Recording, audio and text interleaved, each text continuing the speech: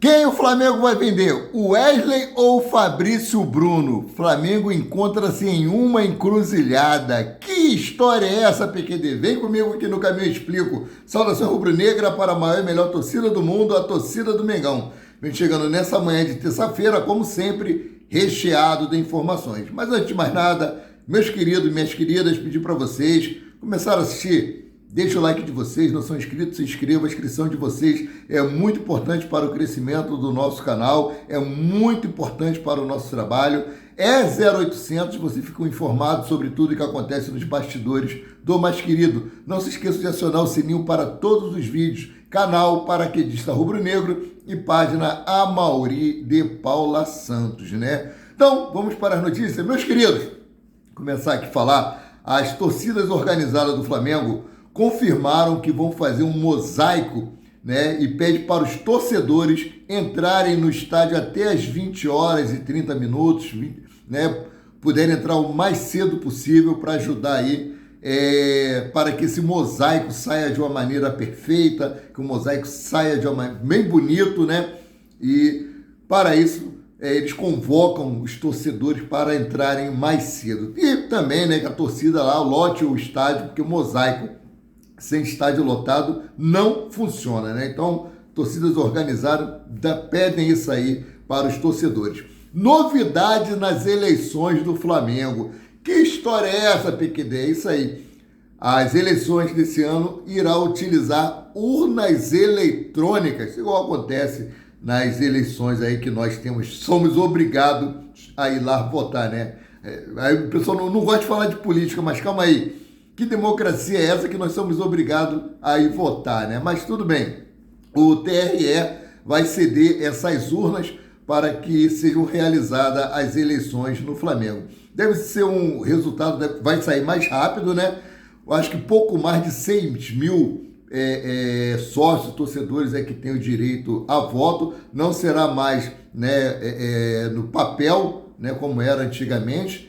Vai ser agora no voto eletrônico, cada candidato terá o seu número, né? A cédula de papel tinha cores diferentes ali, de acordo com os candidatos. Agora vai ser numeração, né? Então, seguindo aqui com as informações, o Departamento de Futebol do Flamengo se reuniu ontem na Gávea para traçar estratégias para contratar novos jogadores. Temos aí, eu acho que hoje é dia 13, né? Temos aí pouco mais de 19 a 18 dias para encerrar a janela de transferência que fecha no dia 2 de setembro, tá? Então o Flamengo tem que correr contra o tempo. O Flamengo precisa fazer 3 contratações urgentes, né? Uma delas é um meia, que é um pedido do técnico Tite, que seria aí um provável substituto para Jorginho de Arrascaeta, nesse calendário apertadíssimo que temos aqui no futebol brasileiro. Todos reclamam, né? Jogadores que vêm de outros países jogar aqui no Brasil, eles falam que o calendário aqui é muito apertado mesmo, exige muito do condicionamento físico do jogador, né? Precisa de um ponta esquerda devido à lesão de Everton Cebolinha, né? Só volta a jogar agora em 2025, lembrando que há 10, 11 anos atrás, foi uma das coisas que tirou o Adriano Imperador do futebol, foi uma lesão que ele teve, um rompimento de tendão de Aquiles, fora os problemas familiares, o problema com o pai dele, né? O problema particular que ele tem também, todos sabemos, atrapalhou muito a carreira de Adriano, mas os tempos são outros. A medicina vai evoluindo tempo a tempo. Eu não estou dizendo que vai acontecer o mesmo com o Everton Cebolinha, estou apenas dando um exemplo. Mas, como eu falei, isso foi há 10, 11 anos atrás, as coisas evoluíram muito. Outra posição que o Flamengo precisa buscar no mercado é um lateral esquerdo. Por quê? Com essa lesão também ligamentar no joelho do Matias Vinha, o Flamengo só tem de origem o Ayrton Lucas na lateral esquerda. Caso aconteça algum problema com Ayrton Lucas, terá que improvisar novamente o Léo Pereira, como já aconteceu anteriormente. Ou o técnico Tite estuda até usar Guilherme Varela, né, no caso de precisar acontecer alguma coisa com Ayrton Lucas, ele jogar invertido na lateral esquerda e o Wesley ficaria absoluto na lateral direita. Outra coisa é que saiu uma matéria falando que o Ayrton Lucas ia precisar passar por cirurgia. Cara, é fake. utilizaram até o nome do Caemota veio a público desmentindo, tá? Ayrton Lucas, o problema dele foi ali no supercílio mesmo, cortou, houve a sutura, ele está liberado para o jogo de quinta-feira contra o Bolívar, né? Agora, outro problema que o Flamengo tem aí, que é com relação à meta orçamentária por venda de jogadores. O Flamengo traçou no início do ano uma meta de vender 114 milhões, né? 114 milhões de reais em venda de jogadores. Porém, ainda faltam um pouco mais de 50 milhões de reais, né, para bater essa meta orçamentária. E para o Flamengo ir pesado no mercado, tentar a contratação de mais 3 jogadores de maneira urgentíssima, ele precisa bater essa meta. Então, assim, o Flamengo recebeu uma proposta para vender o Wesley de 120 milhões de reais. Contudo, o Flamengo acha que vai ter um prejuízo esportivo nesse momento vendendo o Wesley, como eu falei, por causa da contusão de Matias Vinha, que é da lateral esquerda, mas vai ter que improvisar aí Guilherme Varela de vez em quando, lá na lateral esquerda. Então, como é que o Flamengo poderia resolver essa situação? O valor oferecido pelo Wesley é um valor tentador. Porém, o Flamengo tem uma outra solução, que é quem? Fabrício Bruno. Fabrício Bruno, que recebeu uma proposta do Rennes, e o Flamengo pode vir, não estou dizendo que vai fazer, o Flamengo pode vir vender o Fabrício Bruno, porque o Léo Ortiz foi contratado no início do ano para repor a possível saída do Fabrício Bruno, né? O Flamengo tinha aceitado a oferta de venda para vender Fabrício Bruno, porém a oferta salarial não agradou o atleta, ao contrário do que acontece agora com o Rennes, né? O Rennes fez uma proposta por Fabrício Bruno, então vamos ver quem vai sair, se é Fabrício Bruno ou se quem vai sair é o jovem Wesley, né? Então, seguindo aqui com as informações, o Flamengo faz hoje mais um treino focado na partida contra o Bolívar, na quinta-feira, jogo importantíssimo, né? O técnico do Bolívar disse que a melhor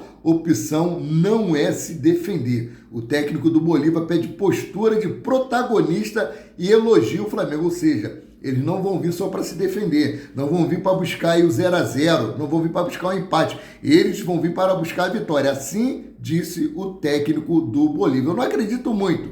Olha só, perder de pouco no Maracanã, essa não deve ser a postura do Bolívar contra o Flamengo. Pelo menos é o que garante o técnico do time boliviano, Flávio Robato. O treinador quer que a equipe seja protagonista no duelo de ida das oitavas de final da Libertadores da América na quinta-feira, um dia após o meu aniversário. Meu aniversário é amanhã, hein?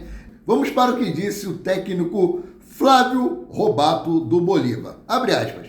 A ideia tem de ser que o Bolívar não mude os seus planos e trate de ser protagonista. Porque de todas as maneiras, enfrentando esse tipo de equipe com uma qualidade tão grande, tão bons jogadores, tão bom trabalho, ir para defender não é a melhor opção. Para nós, é o jogo mais importante do ano, fecha aspas, disse o técnico do Bolívar. Lembrando que na primeira fase da Libertadores, Flávio Robato viveu os dois lados da moeda. Em La Paz, o Bolívar pressionou o Flamengo e venceu por 2-1, com a ajuda da altitude de mais de 3.600 metros acima do nível do mar, de La Paz, né? Por outro lado, no Maracanã, o Flamengo deu troco com juros e correção monetária, goleando o Bolívar por 4-0. Gente, isso também é um dos jogos mais importantes do Flamengo na temporada. Ou seja, todos os jogos para o Flamengo tem que ser visto dessa forma, tem que ser encarado dessa maneira, como os jogos mais importantes do ano. Lembrando que no dia 18 agora de agosto já tem um jogo contra o Botafogo, lá no Engenhão, né, no estádio Newton Santos, como vocês prefiram. Ainda está aquela discussão se o Botafogo vai ser punido ou não, se vai ter o julgamento, né, antes da partida, e esse jogo pode ocorrer em outro estádio. Pode ocorrer, não é certo, né? Então, seguindo aqui, o zagueiro do Bolívar pede atenção à força do Flamengo. Abre aspas, precisamos nos cuidar das armas deles, fecha aspas. Renzo Orihuela citou sobre jogadores da seleção que atuam no Flamengo. O zagueiro da equipe boliviana destacou a força do elenco do mais querido. Além disso, o defensor afirmou que o Flamengo também precisa tomar cuidado com as armas do clube de La Paz. Abre aspas para o que disse Orihuela. Todos conhecem o Flamengo. Eles têm um grande elenco, com muitos jogadores de seleção, tanto do Uruguai quanto alguns do Brasil.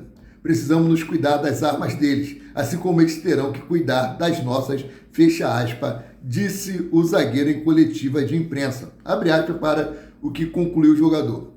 Eles também sabem que o jogo de volta será aqui, e quando jogamos aqui em La Paz, fizemos uma grande partida e eles sofreram muito, assim como nós sofremos lá no Maracanã. Vai ser uma disputa muito equilibrada. Esperamos fazer um jogo muito positivo no Maracanã para fechá-lo aqui, mas temos um elenco rico em qualidade, vamos fazer o nosso melhor lá, concluiu o jogador. Então, assim, eles estão contando em conseguir a classificação deles lá em La Paz, em 3.600 metros acima do nível do mar. Então, o Flamengo tem que ficar ligado, o Flamengo tem que entrar de uma maneira muito aguerrida, muito agressiva, com muita vontade, partir para cima desde o início da partida até o final. O Flamengo precisa de um bom resultado. Especialistas estão dizendo que se o Flamengo não conseguir uma goleada expressiva aqui no Maracanã, o Flamengo será eliminado das oitavas de final da Copa Libertadores da América, lá em La Paz, né? Então, cansado, o Flamengo vai precisar de se superar para seguir vivo nas 3 competições. O Flamengo é o único time do G4 do Brasileirão vivo nas 3 competições na temporada. Contudo, a sequência pesada de jogos deixa a comissão técnica em estado de alerta. Os jogadores já apresentam o quadro de desgaste, o que reforça ainda mais o desafio de se manter na Libertadores, Copa do Brasil e além do longo campeonato brasileiro. Para o início da disputa de mata-mata da Libertadores quinta-feira contra o Bolívar, a equipe carioca perdeu Everton, Cebolinha e Vina. O atacante rompeu o tendão do pé esquerdo e passará por cirurgia e deve perder a temporada. Já o lateral sofreu uma pancada no joelho que pode ter afetado os ligamentos. Vamos para o que disse Tite. Dar estímulo não é dar tempo de recuperação. Abre para que situações, lesões aconteçam. Então, é um desafio nosso. A gente vem de uma classificação na Copa do Brasil para uma briga pela liderança. O Flamengo está nas 3 competições na parte de cima. O desgaste físico é inevitável. Perdemos atletas por lesões. Fecha aspas, afirmou Tite, né? A postura do Flamengo no 1-1 contra o Palmeiras, domingo no Maracanã, deu novos indícios de esgotamento físico e justificou aí a tentativa de preservar alguns jogadores nas últimas partidas. Mais uma vez, o time sai na frente e recua, dando campo para o adversário igualar o placar. Gente, terminar o jogo de uma maneira cansada é normal. Os jogadores do Flamengo têm terminado as partidas de maneira extenuada. Jogadores se jogam no gramado, demonstrando todo o desgaste físico durante a partida. E esse negócio de recuar, né, toda vez que o Flamengo está na frente no placar, como se 1-0 fosse jogo ganho. Não, não é.